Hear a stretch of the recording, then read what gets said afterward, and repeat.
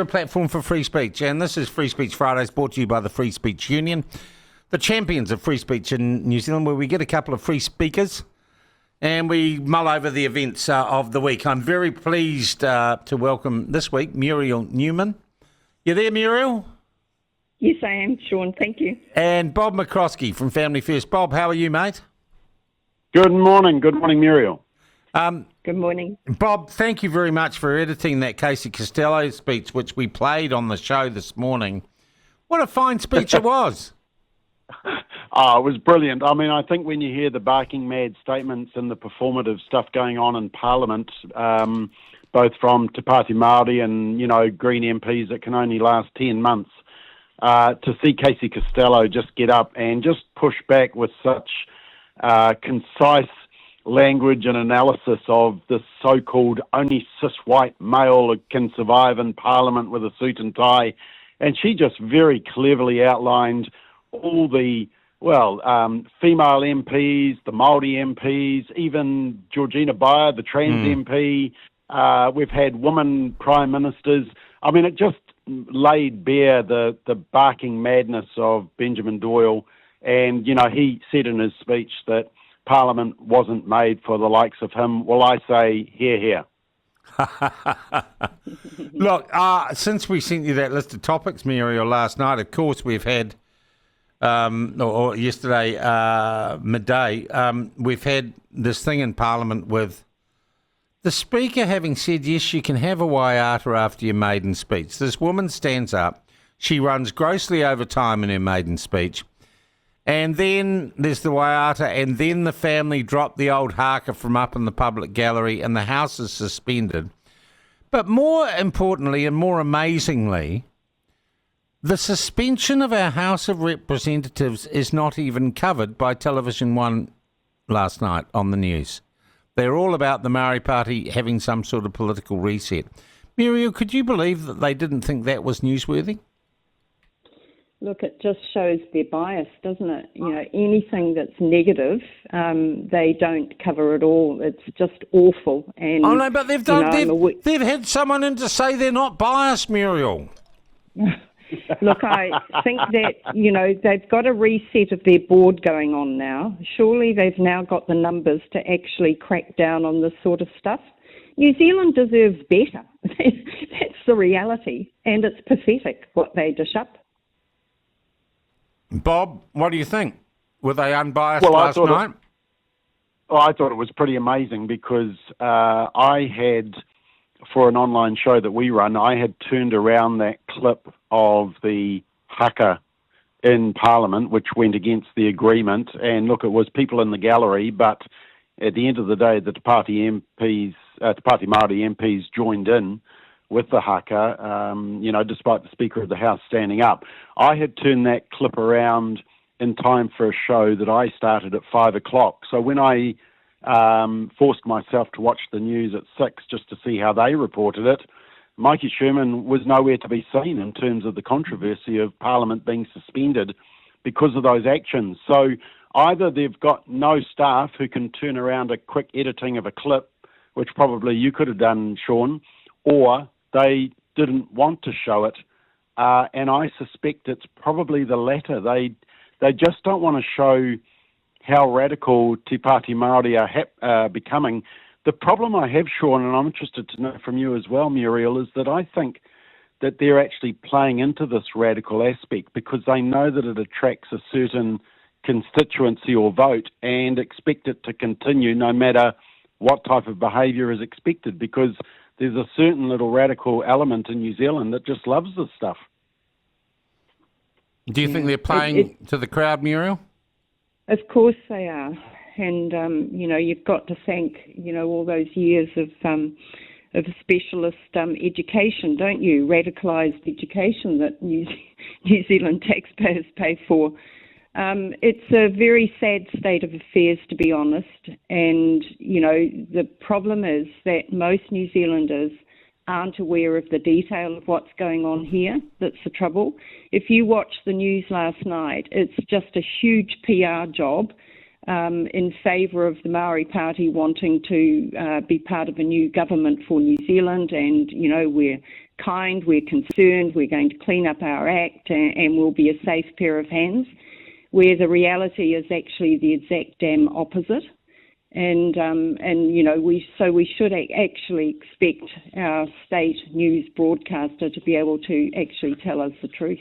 Yeah, okay. I didn't realise that the Māori Party also had taken part in the haka, which I think puts a whole new spin on what the speaker has to do in response to that. But I also agree with you two. I think TVNZ, I think they're going to sell it, guys. I think looking at the makeup of their board, the intention is to sell it off and wash their hands of it.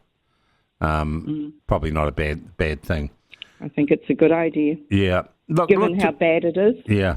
Look, the other thing we had this week, and boy, it's moved fast this week, this crowbar through the window at Winston Peters' house, the cancellation of the actress who got $33,000 from a Give a Little page set up by the Palestinian Support Network. She gets fired then off One New Zealand. Chloe Schwarbrick denies that she knows who the woman is who turned up at a press conference. We've crossed a line there somewhere this week, guys, I thought, and I thought Winston Peters was rightfully outraged. There's a very funny video clip going around which sort of is accompanied to the music by Mariah Carey, I'll Be There, and it shows Chloe, and it's that view of Golriz Garaman shoplifting, and everyone's pretty sure that it's Chloe in the shop with her. And then there's a shot of Chloe with that woman who assaulted Posey Parker with the orange juice at Albert Park. And then there's a clip of Chloe standing next to this so-called actor who doxed Winston Peters' personal home address. And, accompanied to the music, I'll Be There. And then you've got Chloe saying, oh, look, no, I don't really know her. She just happened to turn up to the media conference. I didn't know what was going on. I mean, does anybody really believe that? I think where there's smoke, there's fire with Chloe, and look, when this is the interesting issue. Where there's smoke, Sean, there's marijuana with the Green Party, Bob. Let's be honest. Backed up by the Druggy Foundation and the media with the puff piece yesterday, with not a single dissenting view on that. But that's another issue, Sean. But look, I think heading into next year with the latest political poll suggesting that Labour, Te Pāti Māori, and the Greens could form the next government.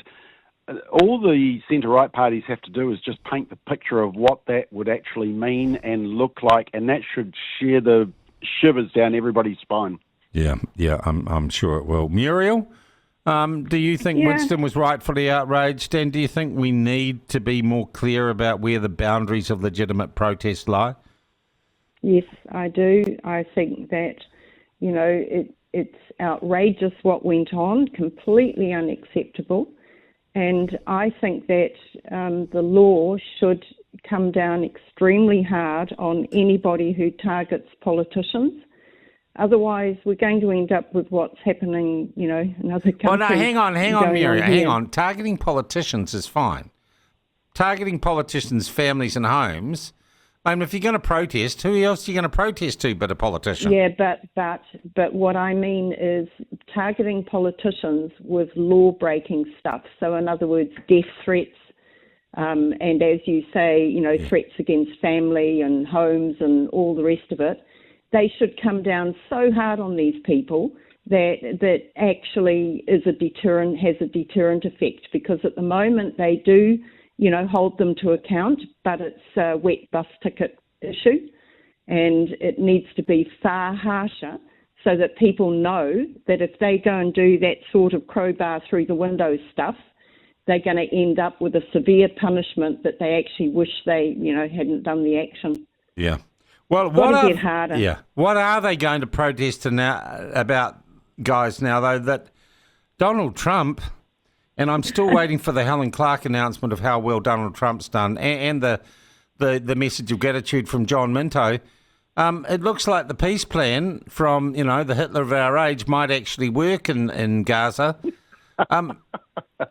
What on earth are the Tea Towel Brigade going to protest about next? Because climate change is over. Black Lives Matter seems to have died a death. The Me Too movement got done over by Johnny Depp, giving Amber Heard her just desserts. Where on earth do all these people protest, and what do they protest next, Bob? Well, I actually posted on my social media that just imagine if Kamala Harris had won the presidency, we wouldn't be seeing what we saw yesterday in terms of that peace plan. We'd all be in prison for saying that only women can get pregnant and not using personal pronouns. So, look, it really is quite a contrast. I think they'll be protesting, walking across the Harbour Bridge, calling for Trump to get the Nobel Peace Prize. Do you think? Oh, I'm not quite Well, sure. I don't know. But It just seems to me every time everyone says he's the most terrible man in the world, he turns around and does something quite brilliant. Yeah. Which really annoys them. Muriel? Yeah. I think he's done a wonderful job on this. He campaigned on trying to bring about peace. And, and then everybody criticised him because he didn't have it done in the first few days, which was absolutely bonkers. And so, what he's done is he's very determined to try to do what he said. And, you've got to give him all the credit for where we've got to now. Whether it works in the long term or not, that's a different issue. But no, I think he's done a wonderful job, and all those people who've been so critical should just eat their words. Absolutely. Guys, I want to talk about the story that outraged me most this week. And I talked to Jordan Williams from the Taxpayers Union yesterday, and my outrage grew. Originally, I just thought that Adrian Orr, who was already getting $820,000 a year as governor of the Reserve Bank, I thought when he resigned of his own volition, he just would have got, a month's severance pay and off he goes. We then find he got a $416,000 payout for a restraint of trade, which seemed odd to me. And then as Jordan Williams laid it out to me yesterday, actually, given that he resigned, he maybe should not have been paid that. And it looks like it might have been hush money to not be mean about the Minister of Finance or the Reserve Bank, or not to profit off insider information he must have got. Look, the whole thing just stinks to high heaven to me, and is a gobsmackingly huge piece of largesse from the taxpayer, Muriel.